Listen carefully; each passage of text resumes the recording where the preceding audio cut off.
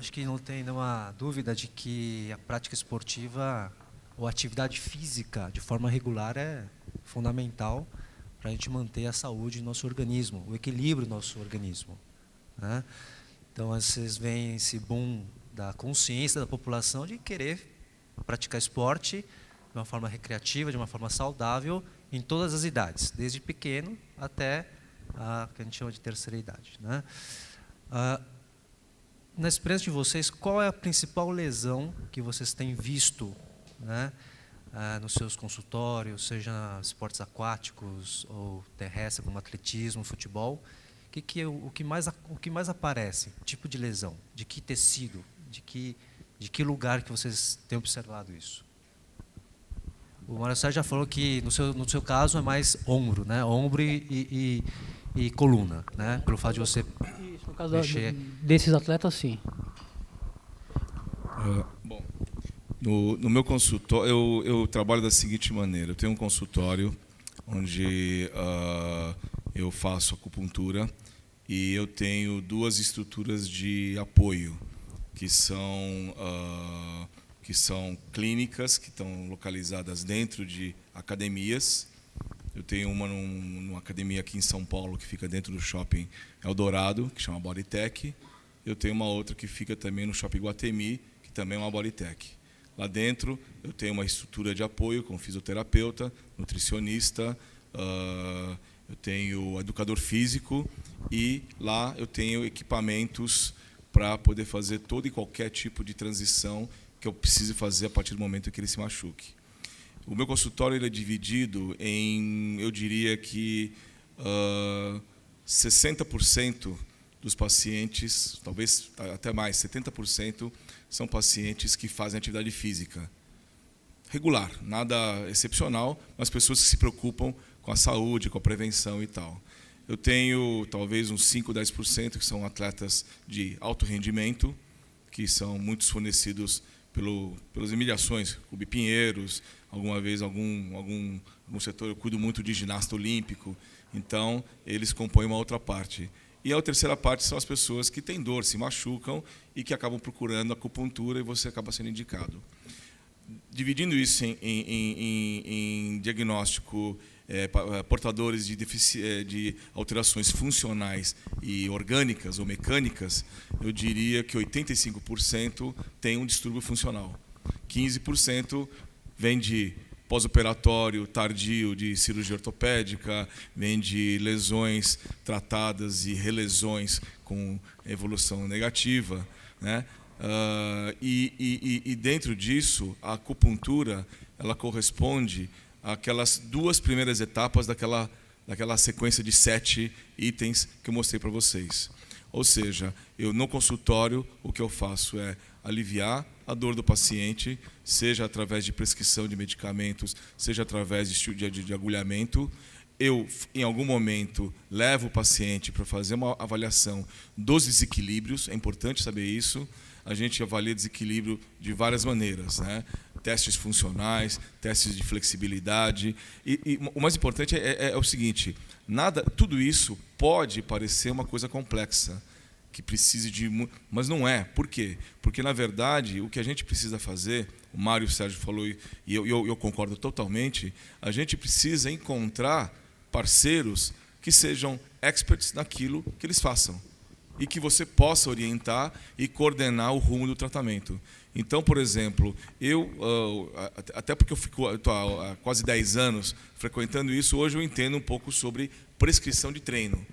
Mas você não precisa entender de prescrição de treino. O que você precisa entender é qual o objetivo desse treinamento para poder ter um profissional colaborando com você numa situação de parceria multidisciplinar. Tá certo? Okay. É isso. Obrigado. Alexandre, por favor. Como a gente colocou, né, as lesões mais frequentes, eu também tenho uma estrutura de apoio. Dentro da minha clínica a gente tem 5 fisioterapeutas, né, que trabalham conosco e muitas delas são habilitadas para fazer treinamento funcional, ou seja, tem uma formação também para prescrever treino, que é a fase seguinte da reabilitação, como os 2 colegas brilhantemente colocaram. As lesões mais frequentes que a gente tem é aquele screening que eu passei na palestra, o ombro, né, onde você vai ter o paradoxo do atleta de arremesso, também isso compartilha com o nadador, com o participante de esporte aquático. Quadril, no que você refere a banda iliotibial ou a mesmo dor, a síndrome do piriforme, né, que é uma disfuncionalidade onde você vai ter uma dor muito semelhante à isquiática, né. E joelho, tendinitopatia anserina, a síndrome da dor patelo-femoral, né, e aquileu. Está tendo muita lesão de tendão de Aquiles, né, por também a profusão de esportes e eventos de corrida. Isso está muito comum e indivíduos que não têm uma periodização muito adequada, que o Liel colocou, né, muito esforço, muita carga em pouco tempo, ele quer atingir uma distância muito maior ou ganhar um tempo, ele acaba forçando outras estruturas. A musculatura tem um tempo de recuperação diferente de tecido conjuntivo e conectivo, por isso ele desenvolve uma entesopatia. A tendinite aquileu é muito frequente. Então, essas são as patologias mais frequentes que a gente tem aí no consultório.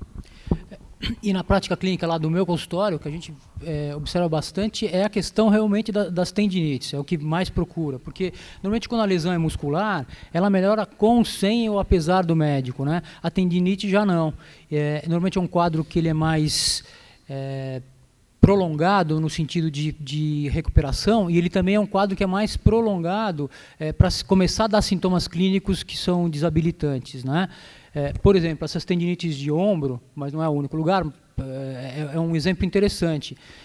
À medida que essa tendinite vai se tornando uma tendinopatia, grande parte do quadro clínico, ele não vem de um quadro clínico inflamatório, ele vem do quadro clínico de dor de hipóxia. Esse tendão, junto com a associação aí na junção músculo-tendínea, eles passam a ter uma dor de característica aí de falta de oxigenação da musculatura. Por isso que é muito comum eles reclamarem dor à noite. Durante o dia meu braço ainda vai, doutora, só que à noite começa a doer, à noite piora a dor. E aí você dá o anti-inflamatório e não melhora a dor. Por quê? Porque é uma dor de característica hipóxia. Por falta de oxigenação. Por quê? Porque a microvascularização, que já é pobre nessas regiões, ela vai ficando mais pobre à medida que a proliferação ali dos fibroblastos vão preenchendo os espaços cicatriciais. E aí a acupuntura acaba tendo um bom efeito. A gente sabe que a gente consegue com a acupuntura ter uma vasodilatação reflexa dessas estruturas, e aí fazendo a acupuntura com um bom programa de exercícios aí para você estabilizar aquela articulação, melhorar aí a questão desses encurtamentos miofasciais que também estão em volta da articulação como um todo, a gente acaba tendo um sucesso bom em relação a essa recuperação. Normalmente, o tratamento para essas tendinopatias, se a pessoa não tiver muita experiência com isso, acaba não tendo muito sucesso, porque o anti-inflamatório não funciona direito, ou funciona enquanto você está tomando. O tipo de atividade que você tem que propor para esse paciente também tem que ser uma atividade específica, uma atividade que faça com que haja uma melhora da perfusão, uma neovascularização aí nos tecidos que estão em volta. Então, tudo isso é muito importante da gente ir levando em consideração, por isso que eu insisto sempre nessa questão do entendimento da fisiopatologia, o entendimento da cicatrização tecidual e como é que a gente, como acupunturista, pode estar ajudando nesse processo. Nós sozinhos não vamos conseguir tratar, porque esse processo ele depende também de toda uma reestruturação daquela região que tá machucada como um todo, e não simplesmente do ponto que está machucado localizadamente. Acho que está bem claro, né? Acho que os três têm a mesma pensamento de que a acupuntura faz parte de um tratamento como um todo, né? Então, assim, todos os três falam muito da reabilitação. Então, reabilitação como um processo para que o atleta, seja ele amador ou não, ele voltar à sua atividade normal, né? Tem algumas perguntas aqui, né? Com relação a tempo de cicatrização. A gente fala que a gente muitas vezes tem que respeitar o tempo de cicatrização, seja ela uma lesão aguda, num trauma, seja ela numa lesão crônica, num overtraining, que você tenha uma distensão muscular durante o treinamento desse atleta, né? Acupuntura, o que vocês acham? Vocês conhecem algum trabalho que fala a respeito da acupuntura? Porque a gente sabe que a acupuntura é analgésica.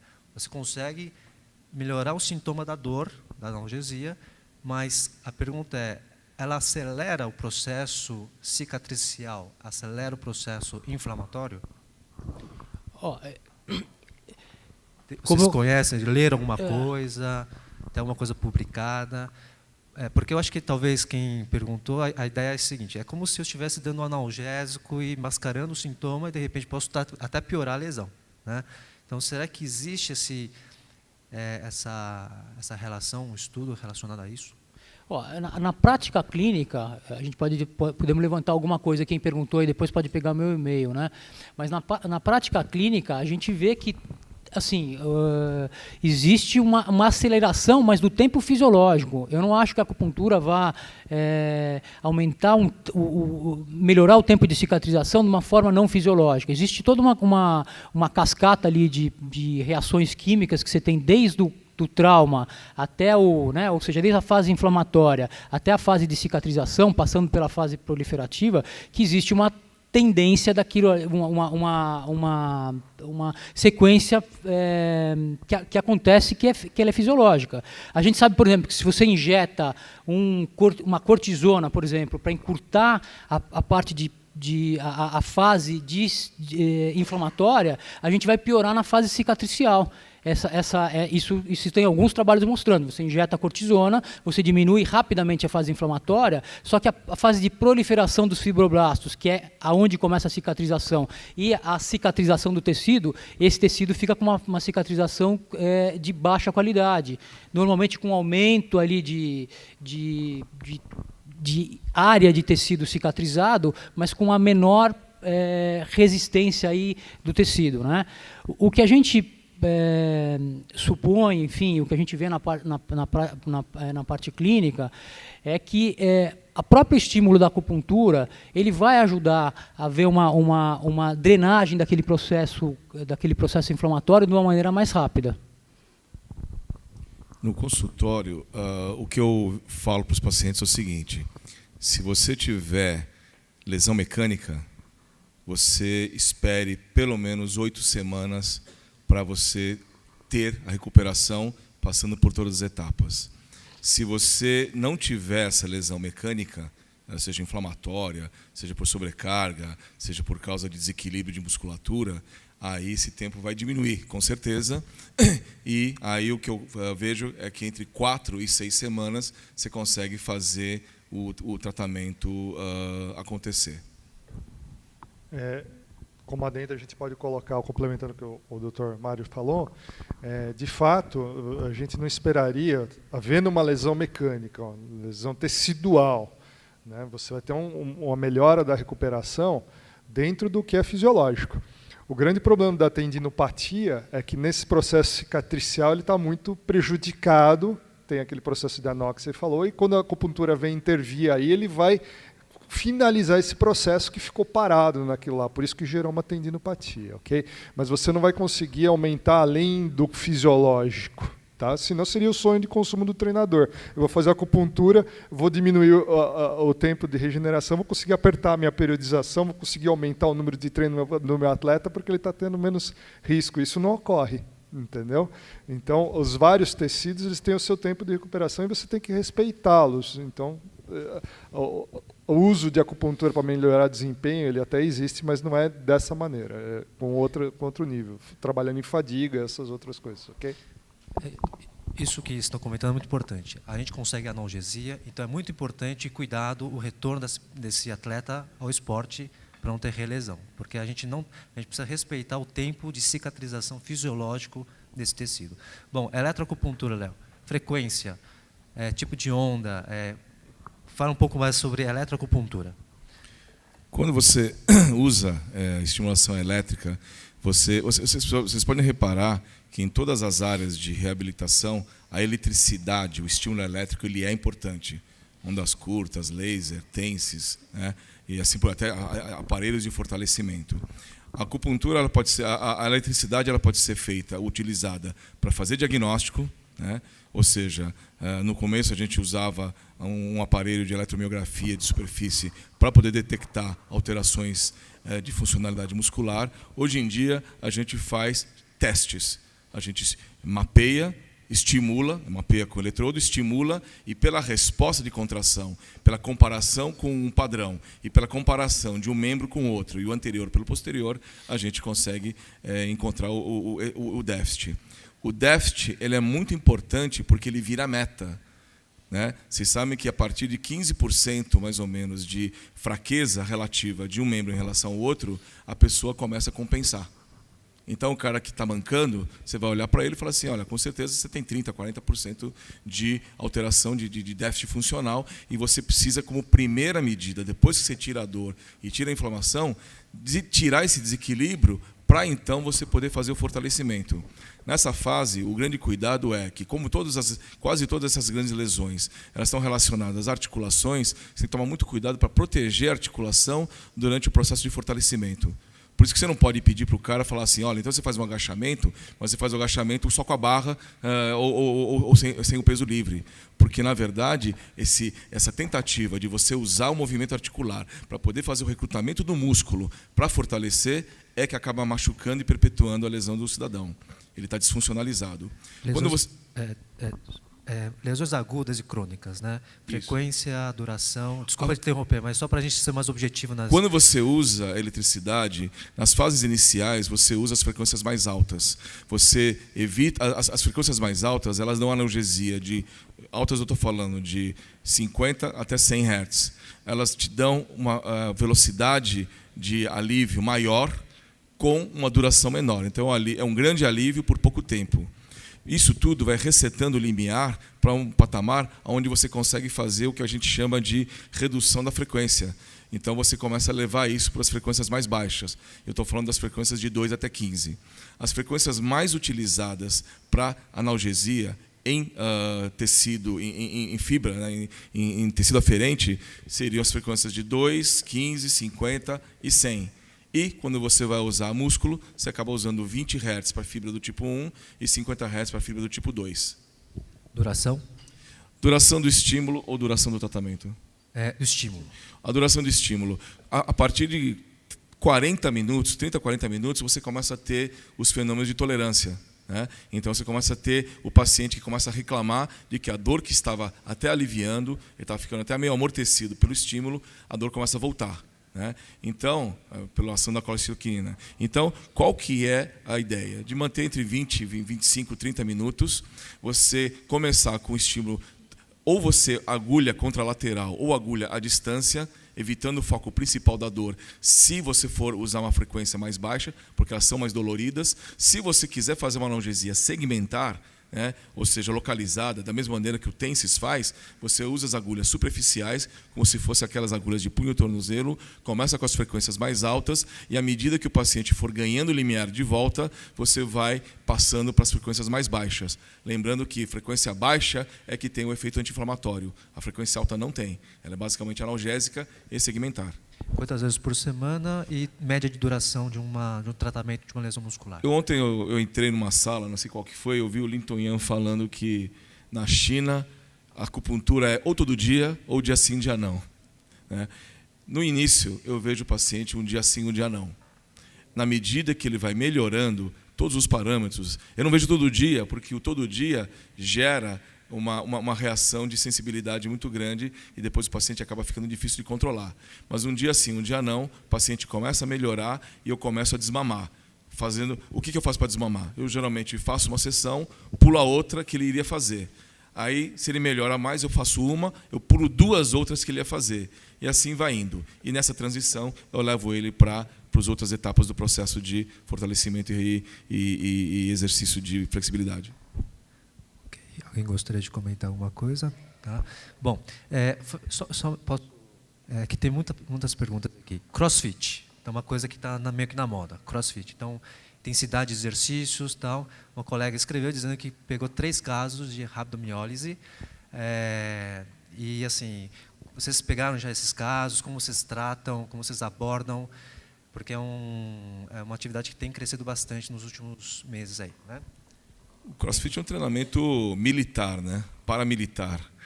E ele leva em conta a ideia de você fazer exercícios de...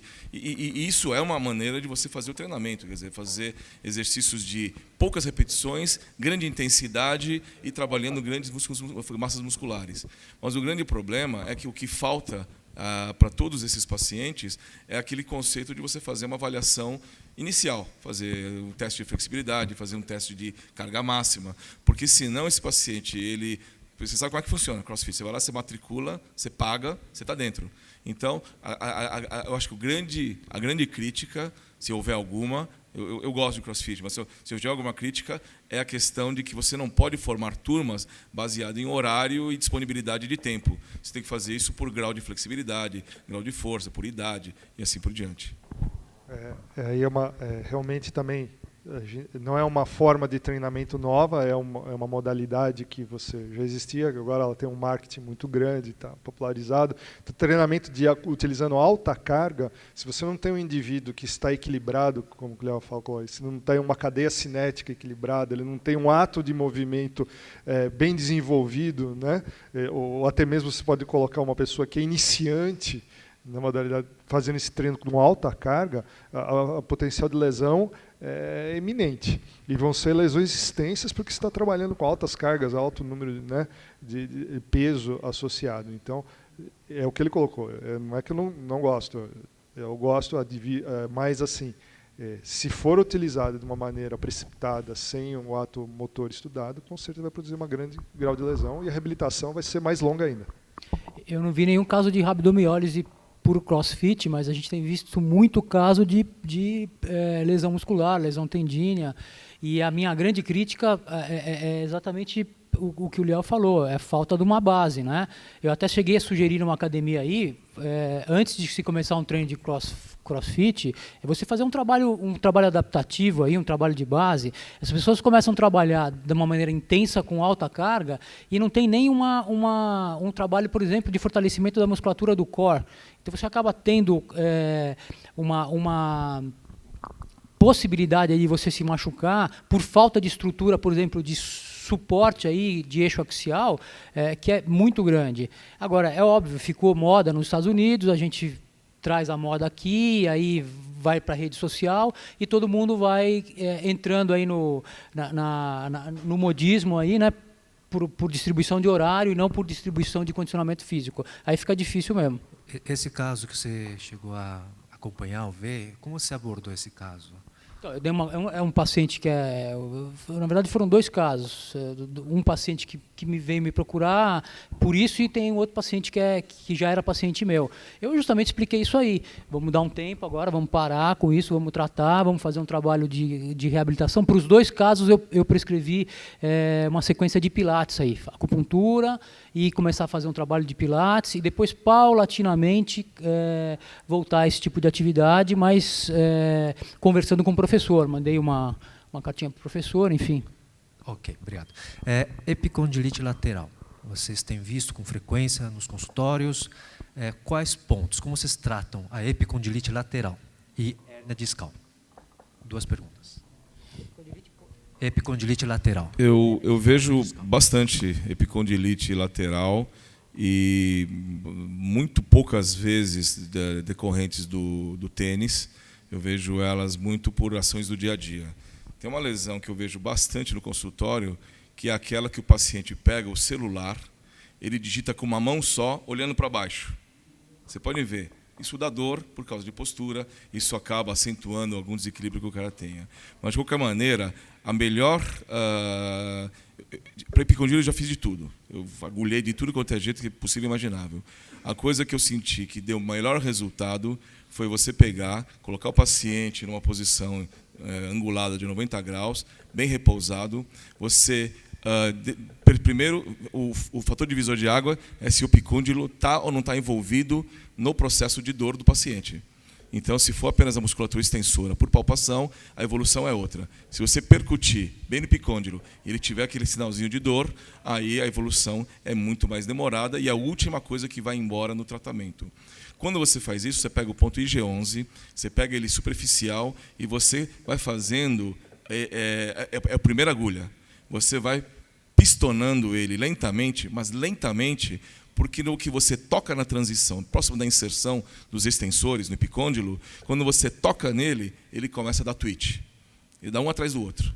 E você vai liberando ele através do twitch múltiplas vezes até ele parar de contrair.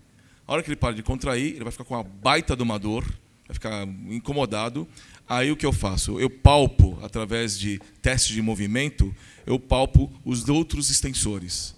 E eu coloco uma agulha oblíqua a 30, 45 graus, entrando no corpo do músculo, né? Pegando ancônio, pegando extensor de terceiro e quarto dedo, pegando braquiorradial, coloco uma agulha específica para braquiorradial e palpo o tríceps. Quando você palpa o tríceps, próximo da inserção, você vai encontrar 1 ou 2 gatilhos fortíssimos de dor, que é a musculatura de compensação. E aí você entra, toca na face desse músculo até ele sentir um Ti forte. Se ele não sentir o Ti forte no tendão, você desce e vai até o periósteo, porque lá ele vai dar. E aí eu coloco tudo isso debaixo de estimulação elétrica de baixa intensidade. Então eu coloco uma frequência de 15 a 20 Hz, que é o suficiente para... Porque você tem que entender que músculo e fibra aferente, fibra nociceptiva, elas trabalham com frequências diferentes, não é a mesma. Então, algumas vezes, para você fazer uma jogada de alívio, não tendo 40 agulhas para colocar, você tem que colocar alguma frequência que consiga trabalhar mais ou menos o meio de tudo isso. E essa frequência boa é a frequência que vai de 10 até 15 Hz, abaixo de 20. Porque a gente, geralmente, quando vai tratar a musculatura, a primeira musculatura que você aborda é a musculatura estrutural, é a musculatura que responde a 20 Hz. Você não vai trabalhar fibra de explosão, fibra tipo 2, numa primeira abordagem, até mesmo porque a pessoa mais velha, mais idosa, ela tem atrofia dessa musculatura. E, depois que isso termina, você leva o paciente para trabalhar os demais itens de flexibilidade, força, exercício com bolinha, etc. e tal. Denso dispersa porque, na verdade, você tem que evitar acomodação. Hoje você pode fazer a denso dispersa e você tem as rampas que permitem que você faça um estímulo, um campo de estimulação modulado. Modulado significa que ele vai fazendo escadinha para cima e escadinha para baixo. É importante que, na programação, os aparelhos permitem programação. Tem que ser corrente não polarizada. Vocês colocam corrente polarizada, você tende a provocar o paciente, depois de 2, 3 sessões, mais dor e, eventualmente, alguma lesão cutânea acaba aparecendo. Eu gostaria de comentar. Então, só perfeito aí o que o Léo falou, só não esquecermos de lembrar, né, que muitas vezes parte dessa dor irradiada aqui, da dor que a gente tem como uma epicondilite lateral, ela vem aqui de cima, como uma irradiação miofascial, de musculatura de trapézio, às vezes até de musculatura aqui de deltoide.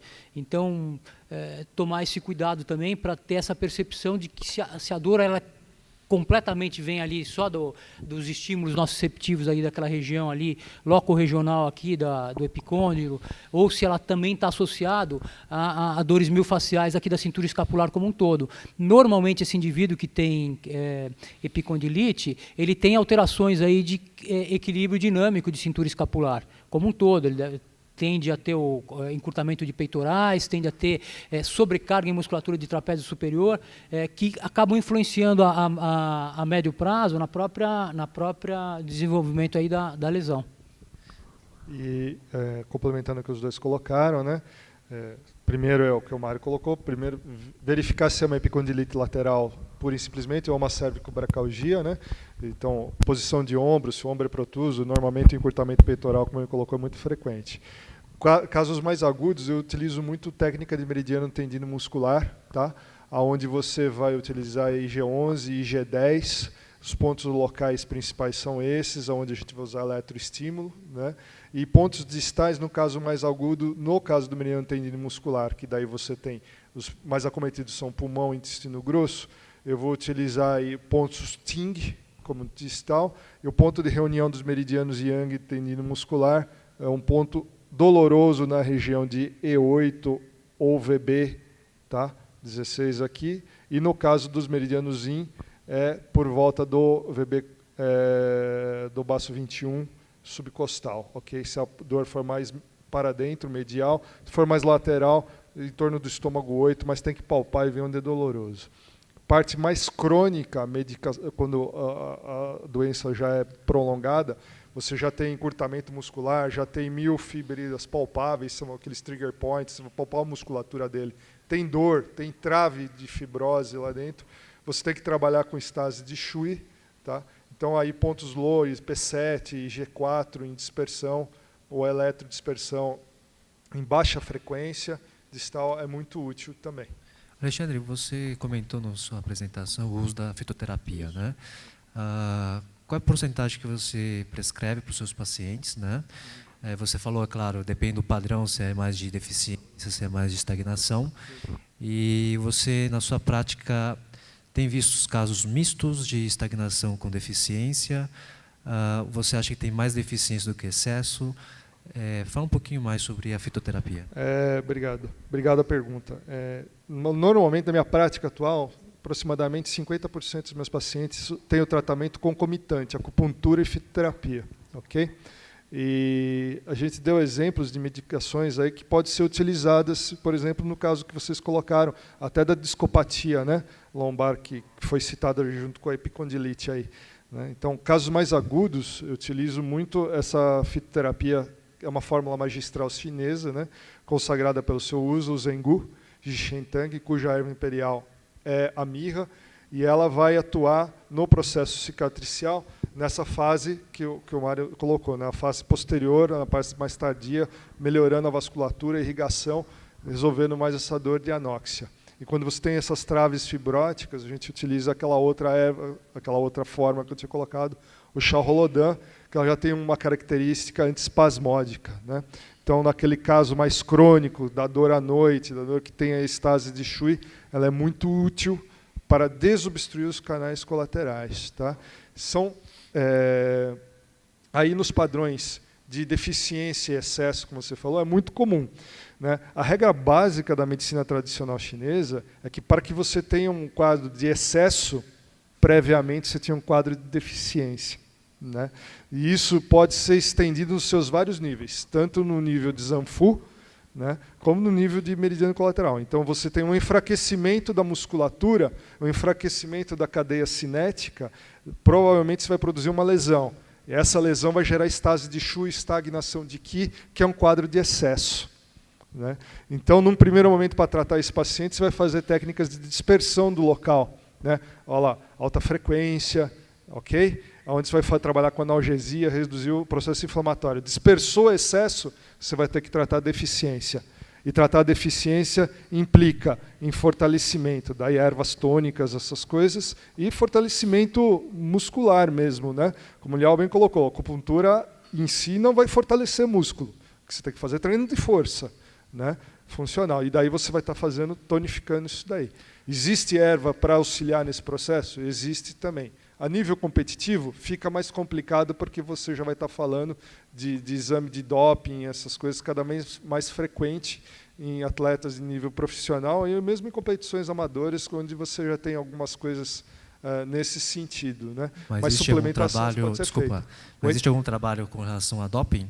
Fitoterapia e doping? Existe, claro. Quando você utiliza fitoterápicos que envolvem, por exemplo, ginseng, eles são passíveis de serem vistos como estimulantes, né? E algumas confederações isso daí pode ser classificado como doping. Então, e efedra também, né? Isso. A erva efedra, ela na realidade, ela não seria muito utilizada, ela é utilizada como um adjuvante, assim, mas não é um tratamento. A erva efedra como um moderador de apetite, a erva efedra como um estimulante para aumentar a capacidade respiratória e tal. E com certeza ela é passível de ser classificada como doping, né? Eu digo por causa de contaminação, né? Você vê, alguns casos de doping aqui no Brasil, o que acabou acontecendo? Em farmácia de manipulação, você teve contaminação de um produto em relação ao outro. Imagina na China, né? Quem conhece lá, quem já foi, eu não sei o quanto que o parâmetro aí de padronização, enfim, a gente pode ficar seguro em relação a isso, né? Na realidade, quando eu falo de fitoterapia, tá? Fitoterapia chinesa, hoje, ela é trazido para o Brasil a matéria-prima e a manipulação ela é feita aqui. Nesse momento, né, assim, você desses que você fala assim, antigamente, 10, 15 anos atrás, a gente tinha contrabando, vamos falar o nome, né? Isso daí você não tem garantia de nada, né? Inclusive, você pode ter contaminação com alopatia, corticoide, todo esse tipo de coisa, né? Mas hoje, quando é manipulado, você tem uma segurança muito grande de prescrever isso. É claro que você tem que ter o conhecimento de ervas que possuem ação estimulante e essas não podem ser utilizadas em atletas no seu período competitivo, que eles estão passíveis de teste. Tá? Mas, por exemplo, essas duas que eu coloquei, não tem nada disso, pode ser utilizado sem nenhum problema. Quanto tempo você acha que é seguro de você usar uma fórmula que contenha ginseng para não ser detectado no exame? Olha, prescrito pela medicina chinesa, você fala, ao suspender, depois de 3 a 7 dias, você não tem mais resíduo desse fármaco no corpo, né?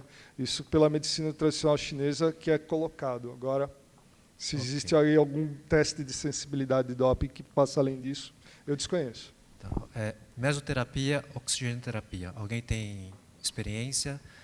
Mesoterapia em tendões, tendinopatias, oxigenoterapia em artralgias?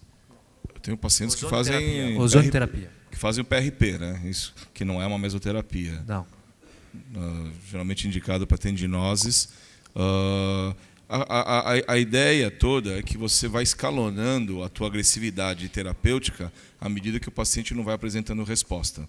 A coisa mais comum é a busca de acupuntura para você tentar evitar um procedimento cirúrgico que está sendo indicado, talvez muito precocemente, ou então para você poder utilizar como alternativa para outras técnicas que foram empregadas antes que você entre nas técnicas de maior agressividade, que é a injeção de alguma substância e depois o procedimento cirúrgico.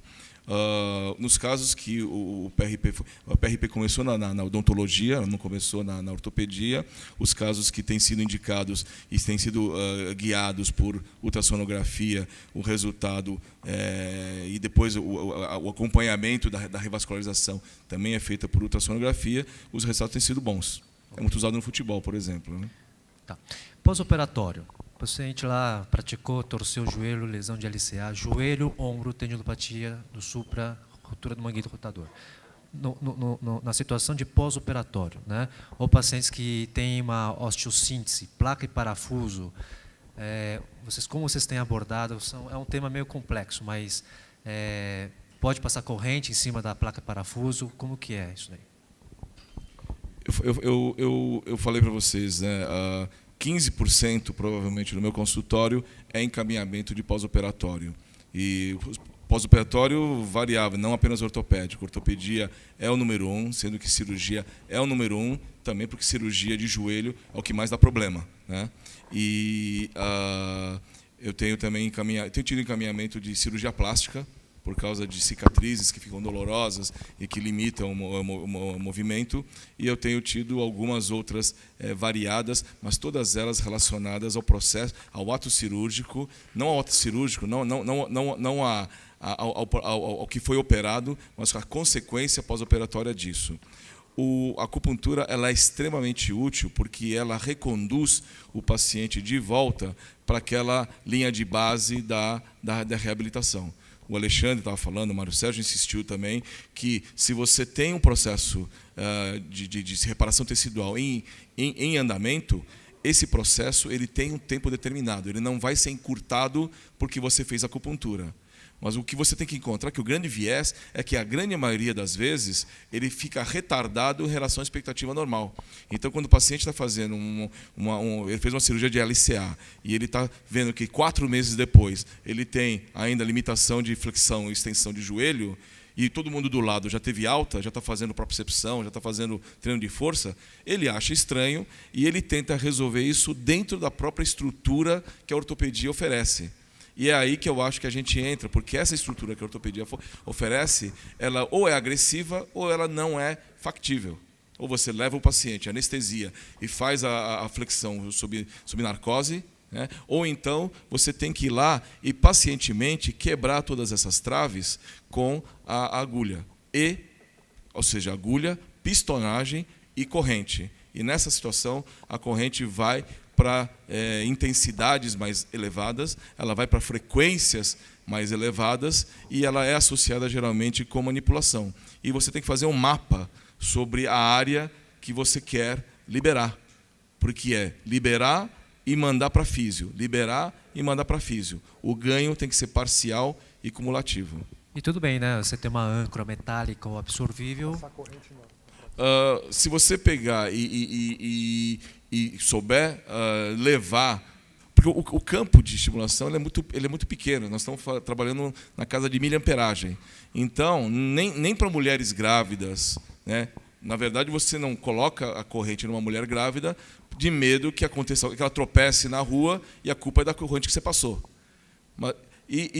Obviamente, que se o paciente tiver um clipe metálico ou coisa e tal, para mim, eu não vejo diferença nenhuma, desde que eu saiba instrumentar isso daí com coerência.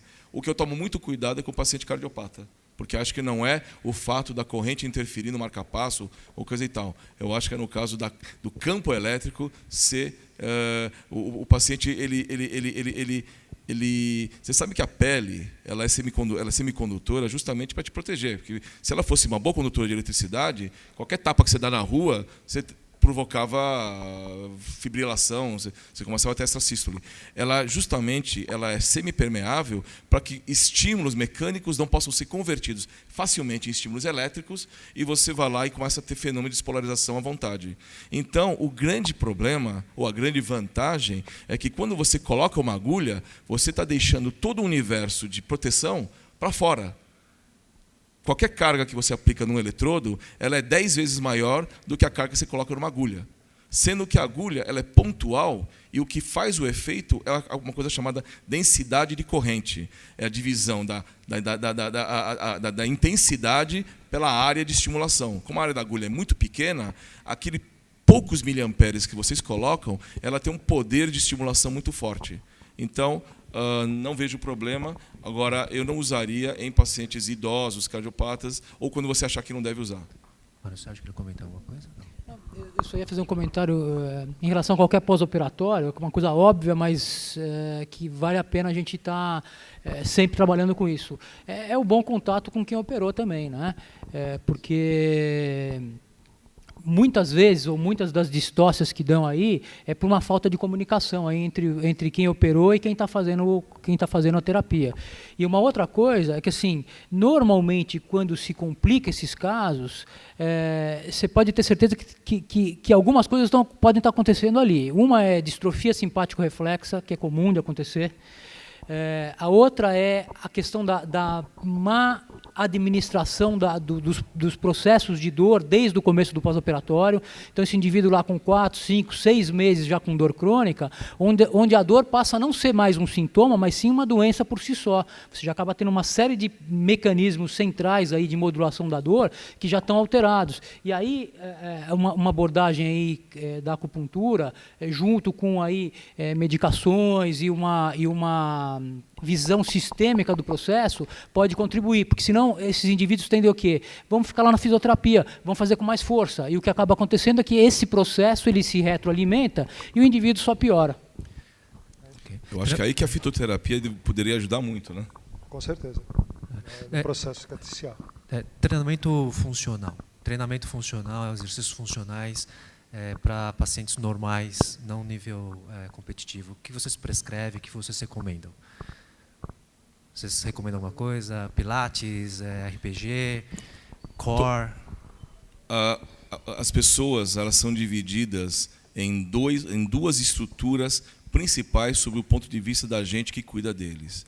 O primeiro é a estrutura de apoio. O cara tem que ficar de pé, o cara tem que conseguir, sentado, levantar, ele tem que conseguir sair do carro, ele tem que conseguir subir um degrau de escada. Se ele não conseguir fazer isso, esse cara não está funcionalizado para nada. E, depois, num grau mais leve, você tem que tratar todas as compensações. O cara que manca, o cara que usa musculatura para fazer um trabalho de proteção. Quando você vai tratar essa musculatura estrutural, a melhor hoje, pelo menos do ponto de vista médico, são os exercícios de fortalecimento da estrutura central que dá apoio para todos os movimentos, que é o núcleo, que é musculatura posterior paravertebral e a musculatura profunda de abdômen anterior, não reto abdominal. né? É transverso, oblíquo interno. Então, quando você trabalha isso daí, juntamente, você consegue fazer com que todo movimento... Eu tenho visto, eu sei o resultado, por exemplo, de fazer pilates e velocidade de saque no tênis, com performance de corrida, no sentido de que você consegue melhorar a passada, no sentido de você conseguir elevar. Você sabe que quando você corre, quanto mais você consegue elevar o joelho para fazer a passada, menos você se machuca. Mas a grande maioria das pessoas corre marchando. Por isso que elas se machucam, causam um grande impacto e aquilo vem para a região femoropatelar. Então, todo esse controle ele é dado através de um treinamento que não é feito mecanicamente, é feito através de posicionamento e contração interna. E a gente ajuda na fase inicial com a estimulação do FES. Pode falar, rapidinho, por favor. E essa visão do treinamento funcional, ela é fundamental hoje, né? Porque a gente consegue ter uma clara percepção de que se você faz um treinamento funcional, e o treinamento funcional ele pode ser feito de diversas maneiras. Por exemplo, você vai fazer uma musculação, você pode fazer uma musculação de um modo funcional, à medida que você vai recrutando essas musculaturas internas. E qual que é a grande vantagem de você fazer isso? Porque a gente normalmente percebe que as lesões elas elas acabam acontecendo porque a fadiga, os músculos eles têm potencial para entrar em fadiga diferentes. Então, por exemplo, aqui na cintura escapular, a gente sabe que a musculatura do manguito rotador, ela fadiga antes do que a musculatura, por exemplo, do peitoral, a musculatura do deltoide. E o que acaba acontecendo é que se você não faz um treino que você envolva esses conceitos de você condicionar aqueles músculos que fadigam antes, o que acaba acontecendo é que depois de meia hora, 1 hora de exercício, essa musculatura que fadigou, ela vai fazer falta para a estabilização das articulações. Então o indivíduo acaba ficando com uma tendinite no ombro porque a musculatura, por exemplo, do manguito rotador não está treinada o suficientemente para acompanhar o movimento da musculatura mais externa. Por isso que a abordagem funcional ela é fundamental e para todas as articulações. Muito bem. Alexandre, quer comentar alguma coisa? Só complementando o que os dois colegas colocaram, na minha clínica a gente utiliza muito Pilates, mas não estou fazendo propaganda do Pilates, não. É porque é uma das práticas de treinamento de força que leva em consideração o treino axial do tronco, como o Liao colocou, o treinamento de core. Então isso é uma prática muito antiga que já tinha essa ideia, ok? E até complementando a informação que o Liao trouxe, em torno de 30%. Se você tem uma fraqueza de core, a sua velocidade de saque ou de arremesso, veja bem, a gente está falando de uma musculatura da cintura escapular. E o efeito dela no treinamento do core muscular, você perde 30% de eficiência no arremesso se você tem um core instável. Então, para vocês terem ideia do grau de atuação. Então, imagine o efeito disso numa musculatura de membro inferior que está ligada diretamente com esse core muscular. Então, é importantíssimo. E isso não é modismo, isso já é clinicamente comprovado e está aí porque funciona. Então, com certeza, não é uma forma única de treinamento, mas ela tem que existir. Inclusive, a gente fala de treinamento funcional na palestra, todos os três falaram de treinamento funcional, porque é necessário.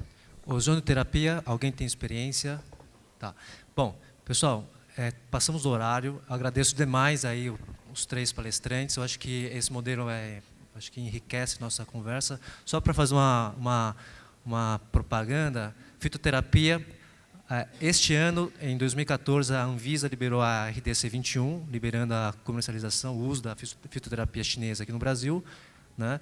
E eu e o Dr. Wu, a gente está indo para Taiwan, a gente quer firmar algumas parcerias com algumas universidades de lá, e a gente vai fazer um curso sobre fitoterapia em 2015 na Universidade de São Paulo, ok? Então, quem tiver interesse, fica aí a propaganda. Obrigado. Obrigado.